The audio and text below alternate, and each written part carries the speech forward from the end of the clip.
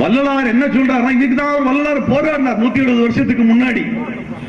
இவனுங்க நம்ம சாமியை திருடிட்டானுங்க, நம்ம கோயில திருடிட்டானுங்க, இன்னைக்கு நமக்கு நல்ல நாமம் போடுறதுக்கு வந்து உட்கார்ந்து இருக்கிறான்.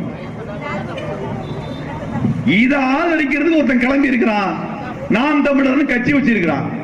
ஏன் நாம் சங்கீதம் வைக்க வேண்டியதானே?